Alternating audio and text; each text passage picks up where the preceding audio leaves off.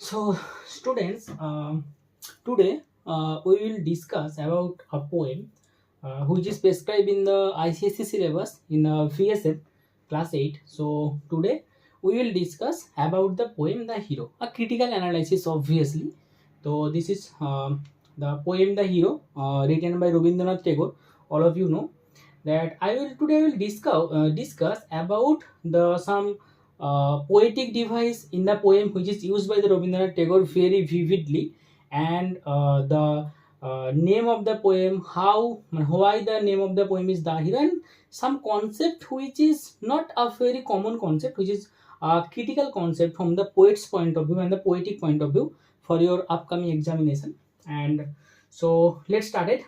So first, I will discuss some poetic device. Okay, some poetic device, some poetic devices which is used in the poem. So the very first poetic device which is used in the poem is the imagery. Okay, imagery,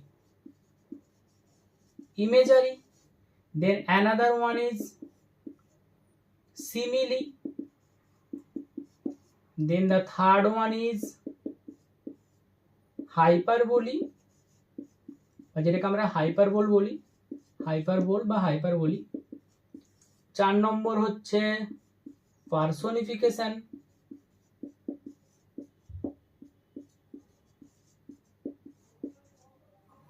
fifth হচ্ছে alliteration.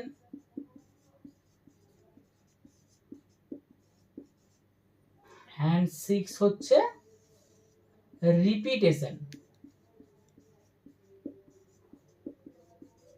So there are 6 poetic device which is used by Rabindranath Tagore for the poem The Hero. Okay, the imagery, the simile, the hyperbole, the personification, the alliteration, and the repetition. Okay, so I know that all of you have the textbook, so I will obviously refer the line where the Rabindranath Tagore used the imagery, such kind of imagery which has make the poem a very famous one, and the very that means eye-catching and ear-soothing towards the poet.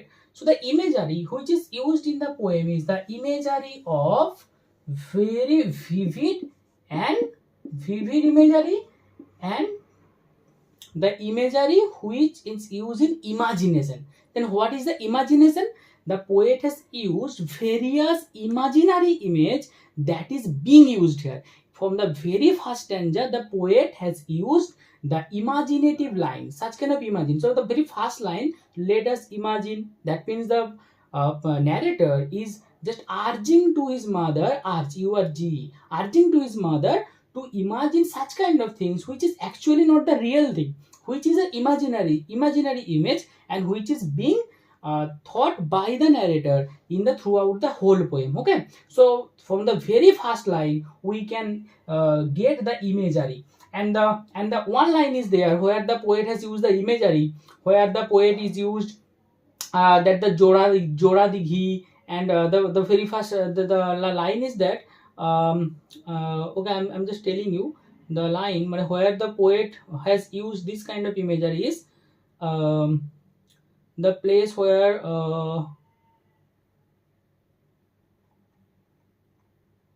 is there? The waste of Joradighi lies wan and grey before us. The line is the waste of Joradighi dot. The last one is before us. Okay, this line is a clear indication of a image, the waste of Joradighi, the name of a place. And whenever you are just reading the poem, you will read the poem, then a particular imagery, an image will obviously create in your mind. So that's why whenever you are just read the line, you will read the line, the waste of Joradighi before us, and the whole line is that, then you will find out a very clear cut imagery in the particular section. Okay, so the very first one is that in the particular line there is a imagery. Okay, the first one is done, and the second one, the simile. The simile is there in a line at the very last stanza, where the poet has used that uh, such a line where the poet is used, it would be, I'm just writing the line, I'm just writing, it would it would be like a story, it would be like a story in a book. So here the presence of the word like indicate that the line is an example of the simile. Okay, the second one is also done. And the next one is the hyperbolic expression. So the line where the poet has used the hyperbole is, write it down, the line where the poet has used the hyperbole. Hyperbole means ki the exaggeration way. That means whenever I'm telling you that I have called you 1,000 times, I have called you 100 times, but I have called you many times, but that is not equal to 100 or 1,000. So that's why the hyperbolic expression is that whenever you use the particular imagery in a very exaggerated way, that means you are just doing the thing various times, but you are using in a very limitless way. Okay, you are just describing the thing that I have called you limitless time, uncountable time. So this is called hyperbole. Here the poet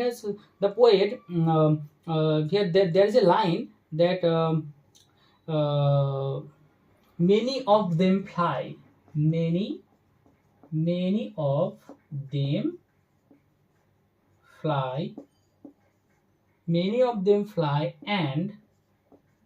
a great and a great and a great uh, and a great number are cut to pieces. So the line is that the narrator is telling that he has cut down the all the men into pieces and many of them has fly. So the thing that just think about the ferociousness, the actually the audacity of the little boy. The little boy has imagined that for the sake of the fear of the little boy, many of the dacoits flew away, and the great number who are there, the poet, the narrator has cut them down into pieces. So that's why this is an example of hyperbole. The little boy has done all those things very heroically. That doesn't mean he has cut down the number of particular dacoits into pieces. So this is that is not done. Okay, so that's why this is a hyperbolic expression. And the next one is the personification. Okay, the personification is here only one and only name where we can get the example of the personification where the poet said that that means the war is described in a very in a way that means the line is that, as I can remember,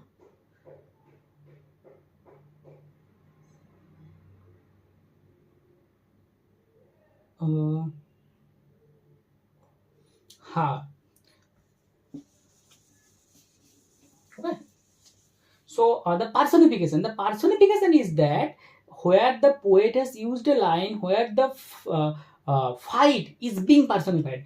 Personified is fight is being personified. That means fighting is being personified by the poet. The line is that the fight becomes the fight becomes so fearful.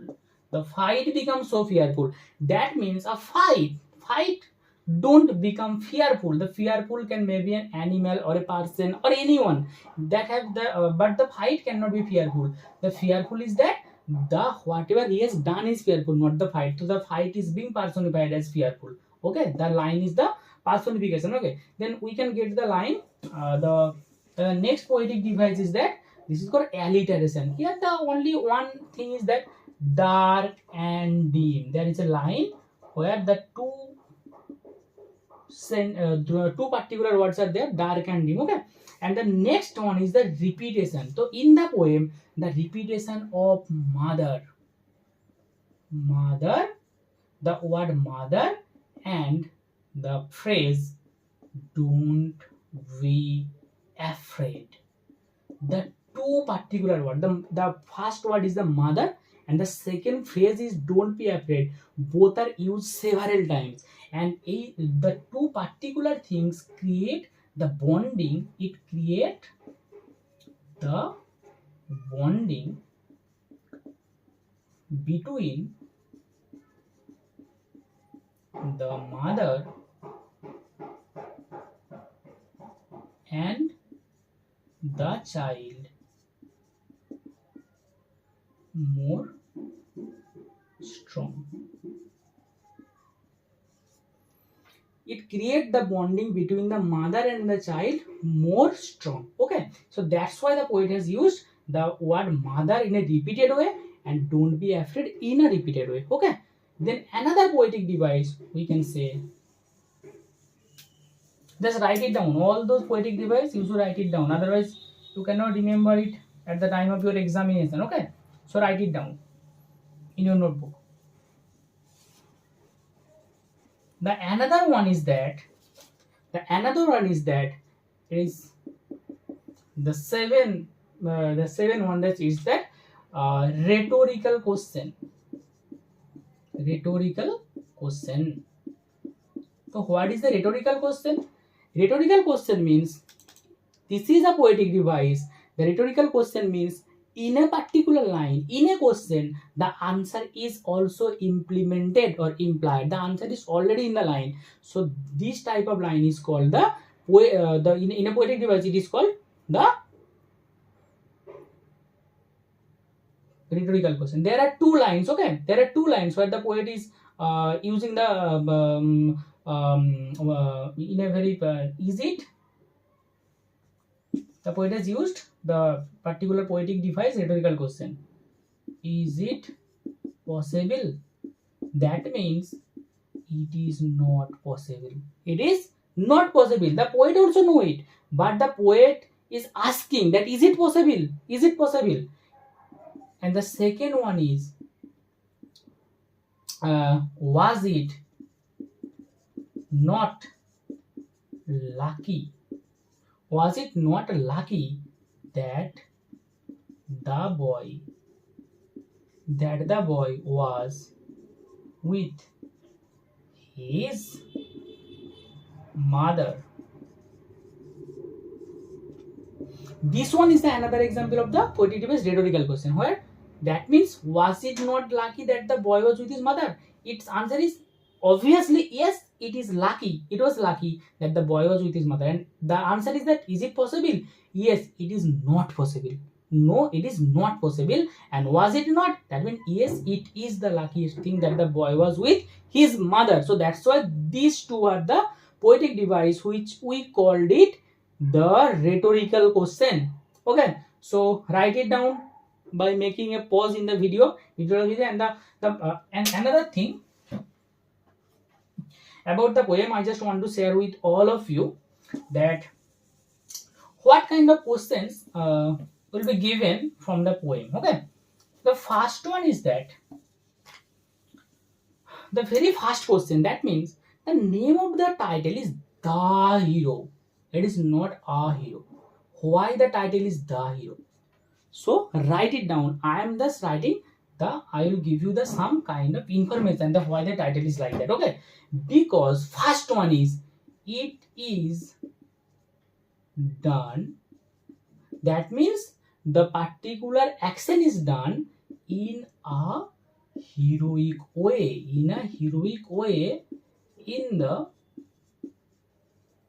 imagination. In the imagination of the narrator. That means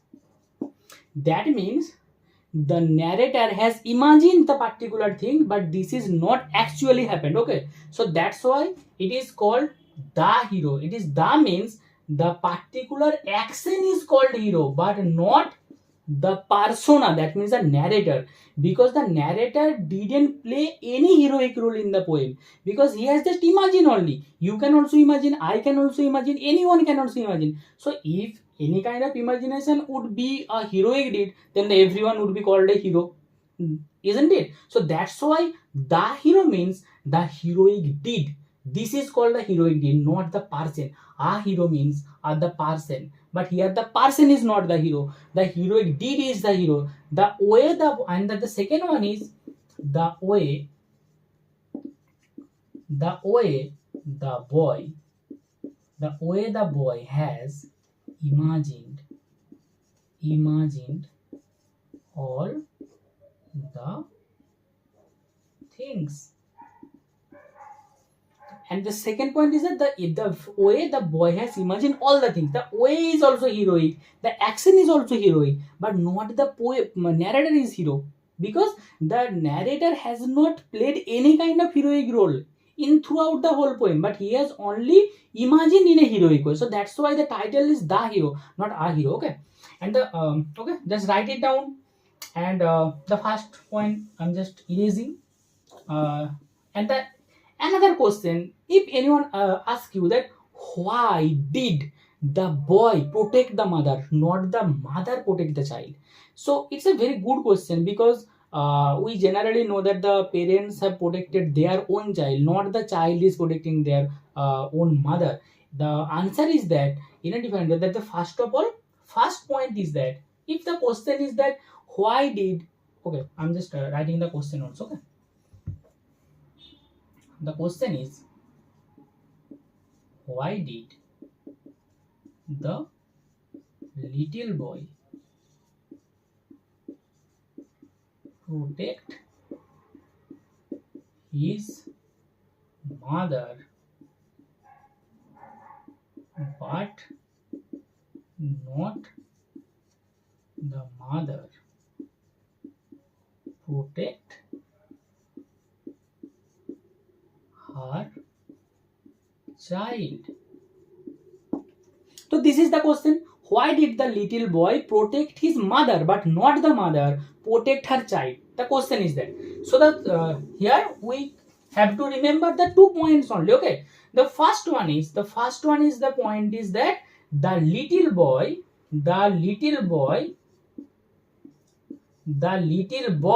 wanted to create an image of a hero not only in the eyes of his mother but also in the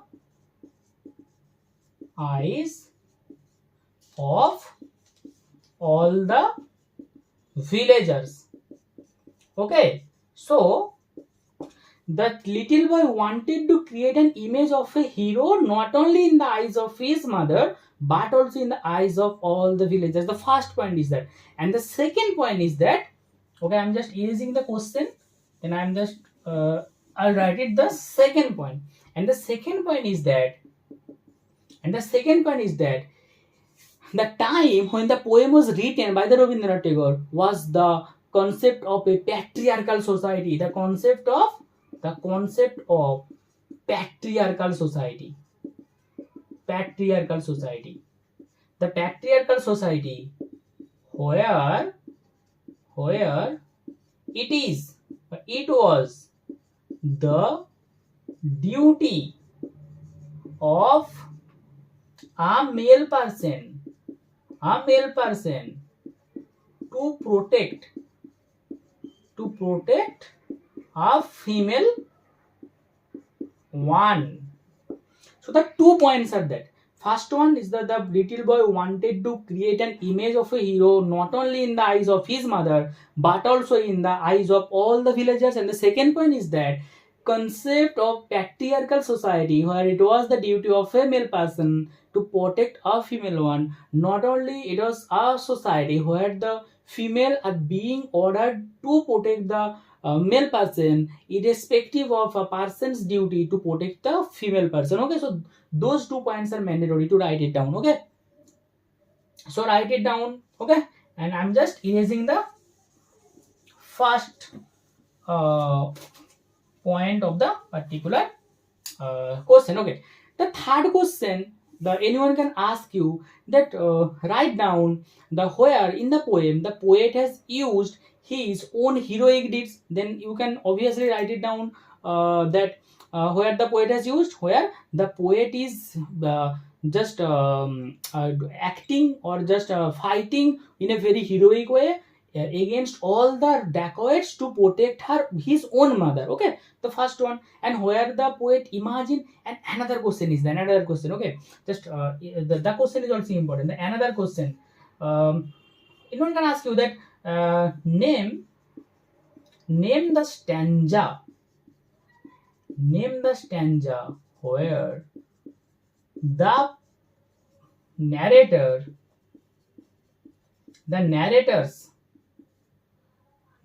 imagination turned to reality. Name the stanza where the narrator's imagination turned to reality. So it will be the last stanza of the poem. So just read it out. 1,000 useless things happen day after day, and why couldn't such a thing come true by chance?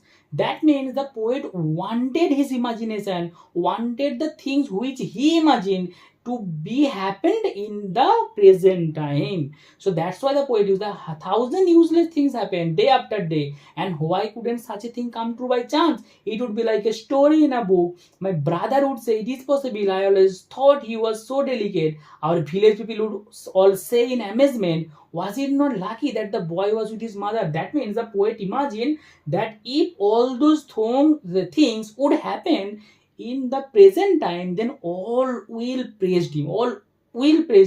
Obviously, that means that the poet wanted the praise. The poet is longed for the LONGD, longed for the praise from the villagers and from the particular mother, his mother. Okay, and the here is another thing is that the line 1,000 useless things happened. The line is, I'm here just writing the thousands useless things happened. The 1,000 useless things happened. This is also an example of hyperbole. It is also an hyperbolic expression. This is also an example of hyperbolic expression. Okay, so this line is also an example of hyperbolic expression. The 1,000 useless things happened. Actually, in our day-to-day life, the various useless things has happened, and we do not pay attention to it. All those things, and the poet interest and the poets longed for that kind of things which would not happen with him. The poet wanted the things to be happened in the reality, not in the mere imagination. Okay, so that's the poet imagination, and the poet wanted those things to be happen in reality. Okay, so these are the most of the questions, and we can you can just make those things ready before your examination. And obviously I think you will get help from this class, obviously. And I can tell you that the poem is all about the mere imagination of the little boy, and it is a fantasy novel, an imaginative story. It's a fantasy novel. It is also fantasy. It's a fantasy novel. It's a fantasy story. That means not novel. It's a fantasy poem. Imaginative. Okay, fantasy, imaginative, and the fictional. And it is also a narrative poem. Narrative. That means here no rhyming scheme. And the thing is, remember, no rhyme. In the poem there is no rhyme, and this is a fantasy poem, imaginative poem, fictional poem, and it's a narrative poem. So narrative means where there is no rhyme. It's a free verse. Verse means poem. A verse means poem. Long poem is called a verse. Okay, where not any kind of free verse means no rhyme. That's why it is free. This is not restricted. The poet has not made any kind of examples. And another the most important thing is that, okay, I've just forgotten to tell you, the most important thing is that in the poem the poet has used enjambment.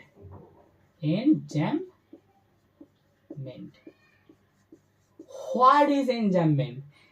So whenever you are just going to read the poem, and whenever you will read the poem, you will obviously find out that at the end of the, I'm just writing a particular line. Then I spur my horse. Then I spur my horse for a wild gallop, and my sword, and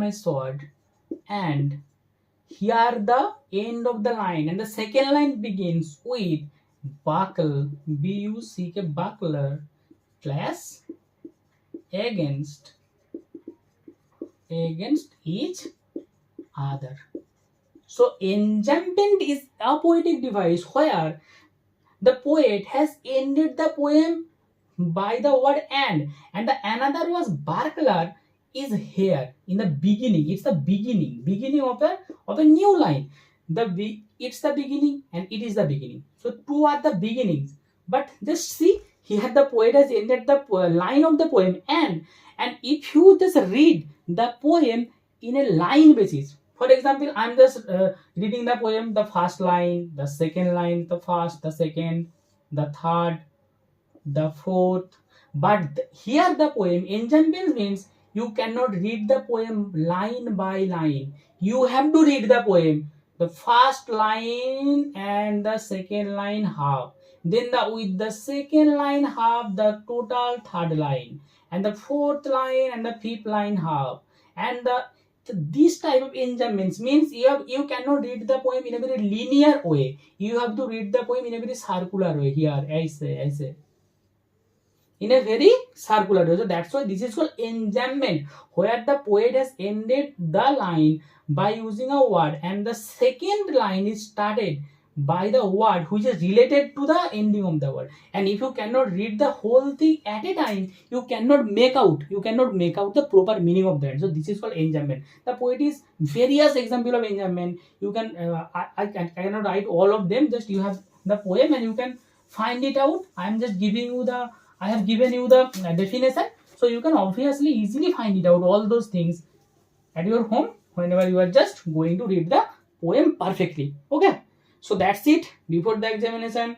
I think all of you have a great problem about the poem, so I think all those things has made you a clear idea about what the poem is and what kind of poem questions is being asked in the your coming examination. And all the best, give your best in the examination. I always tell you that give your best, and if you are trying to giving your best, then the good luck always with you. Okay, so best of luck.